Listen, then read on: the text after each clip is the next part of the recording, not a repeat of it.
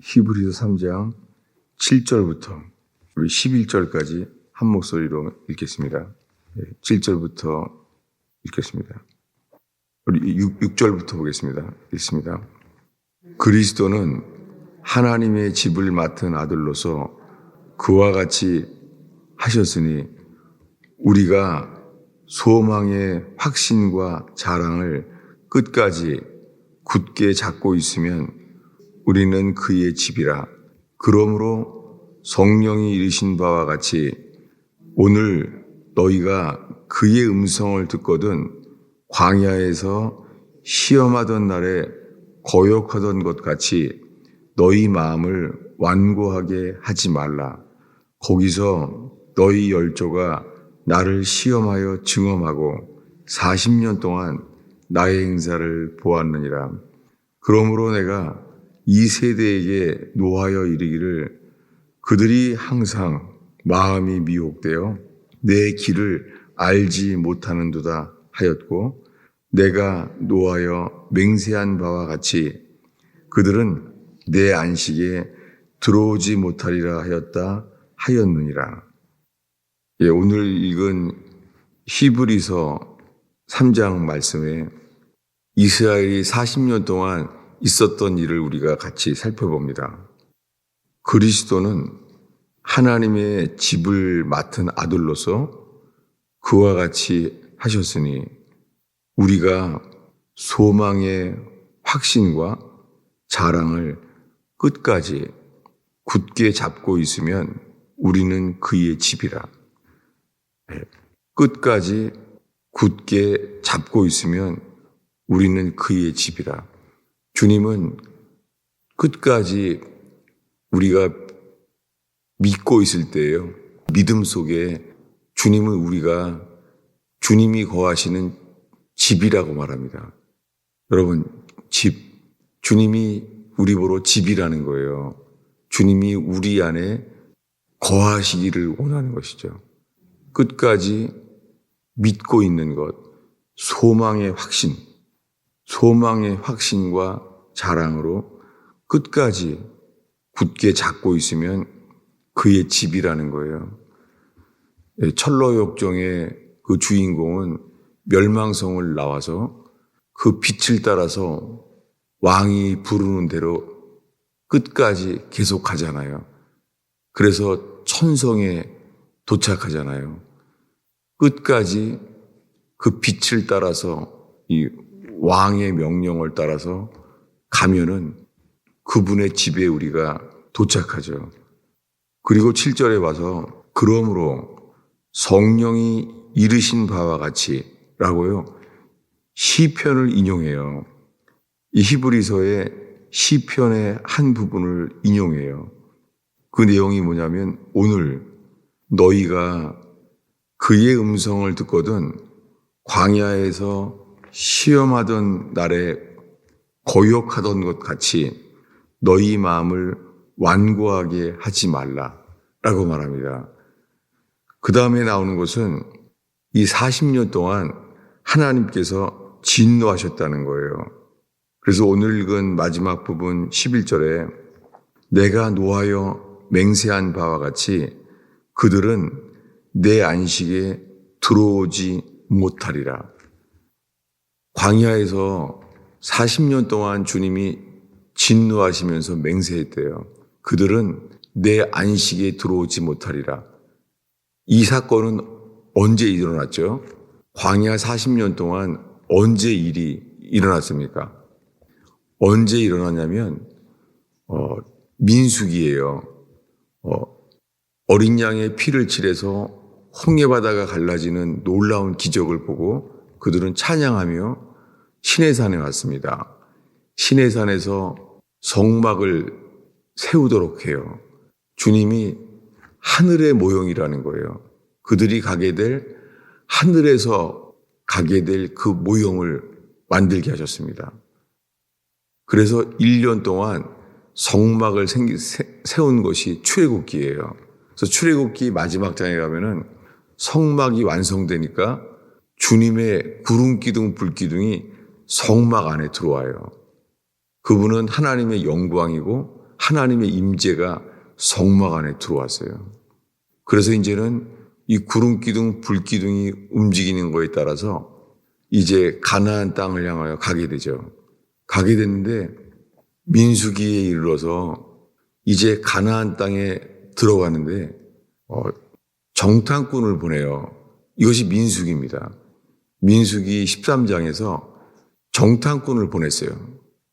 주님이 정탐꾼을 보내면서 이 40일 동안 주님이 약속하신 그 땅을 살펴보고 오게 했습니다. 주님은 약속이 변하지 않았죠. 젖과 꿀이 흐르는 땅, 이 땅에 너희들을 내가 들여보내려고 왔다고 하셨죠. 근데 이 정탐꾼 12명이 돌아왔는데 여호수아 갈렙 외에는 이렇게 말하는 거예요. 거기 다녀왔는데 네피림과 아낙자손, 아낙자손은 거인이란 말이에요. 네피림이란 말은 떨어진 자라는 거예요. 성경의 네피림은 하늘에서 떨어진 자라는 거예요. 그러면서 거인이었습니다. 그것을 듣자마자 여호수아 갈렙 외에 10명은 우리가 보기에도 메뚜기 같더라. 자기네 스스로가 메뚜기라는 거예요. 믿음이 이제 하나도 없어졌어요. 그래서 이렇게 말합니다. 들어가면 죽는다. 주님은 젖과 꿀이 흐르는 땅, 거기에 들어가야 산다 라고 말했잖아요. 그게 홍해바다가 갈라질 때 그 믿음으로, 홍해바다가 갈라져서 믿음으로 홍해바다를 건너는 기적을 경험한 사람들이 요단강은 못 건너가게 된 거예요. 그때 하나님이 진노하셨어요. 주님이 얼만큼 진노하셨냐면은 내가 맹세한다. 이 40년 동안 내가 맹세한다. 그들은 내 안식에 들어오지 못하리라. 그들에게는 주님 보시기에는 안식의 땅이에요. 가나안 땅은 안식의 땅이에요. 근데 그 10 정탐꾼의 말을 듣고 이스라엘 백성이 다 그 말이 믿어졌어요. 뭐가요? 들어가면은 죽는구나. 그래서 통곡을 하고 울어요.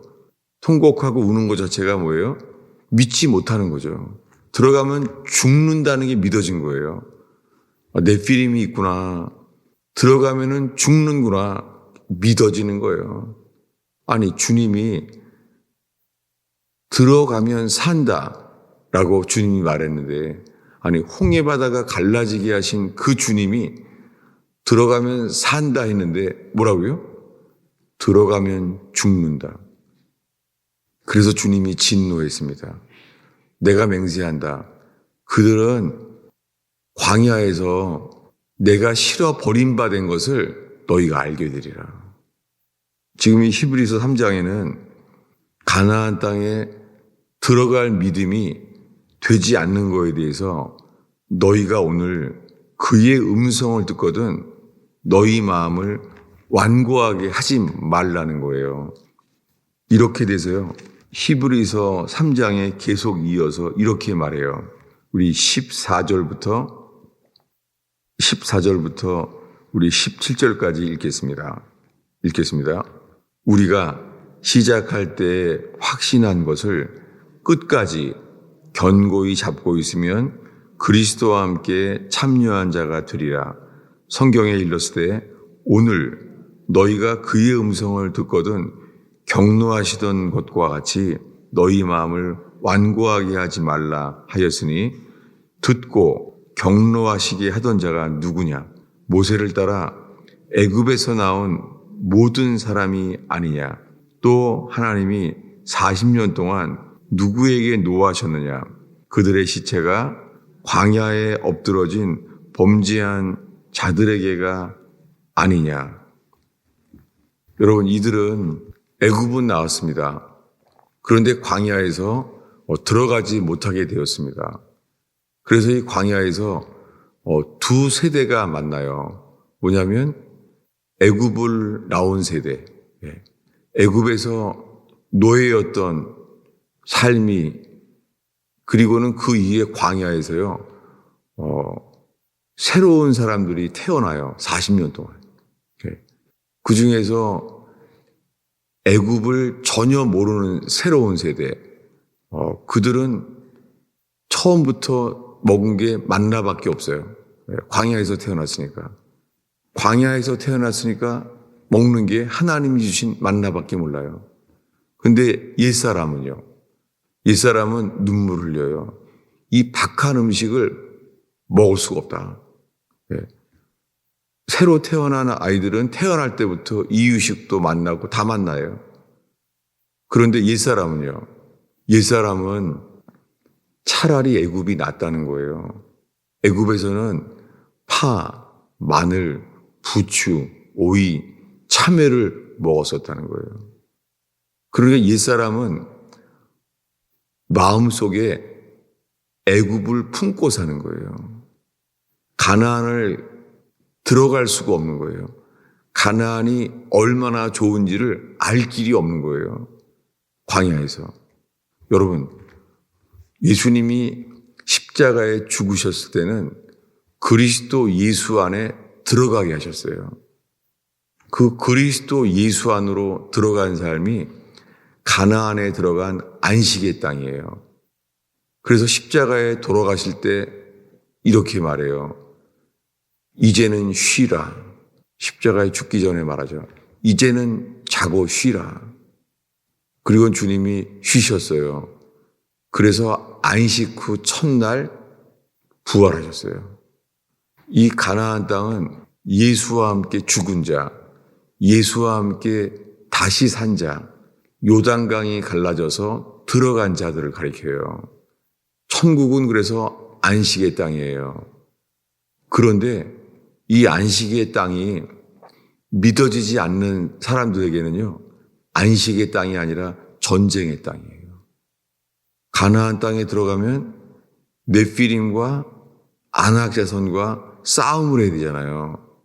그 싸움을 하는데 싸움을 해야 될 사람한테는 이거 들어가면 죽겠구나. 이 다윗이 골리앗 만난과 똑같은 거예요. 들어가면 죽겠구나. 여러분, 우리가 이 세상에서요, 주님을 믿고 순종하는 자들에게는 가나안 땅이 안식의 땅이에요. 그런데 이것이 믿고 순종하지 못하는 사람에게는요, 그저 전쟁의 땅이에요. 평생 우리는 문제 해결하다가 인생을 다 보내는 거예요. 여러분, 주님이 오늘 우리들에게 말씀하세요. 오늘 너희가 그의 음성을 듣거든 마음을 광야에서처럼 완고하게 하지 말라라고 말합니다. 여러분, 우리에게 어떤 문제가 있습니까? 가나의 혼인잔치에 혼인잔치 중인데 포도주가 모자란 거예요. 여러분, 우리가 이렇게 혹시 부족한 인생 아닙니까? 네. 꼭 필요한 것이 꼭 필요한 때에 모자란 사람들. 우리 힘으로는 인생을 아무리 준비해도 모자라지 않습니까? 네.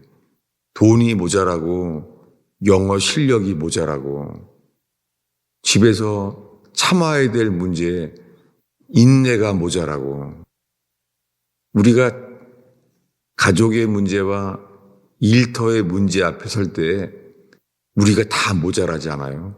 모든 것이. 근데 주님은 사람을 찾습니다.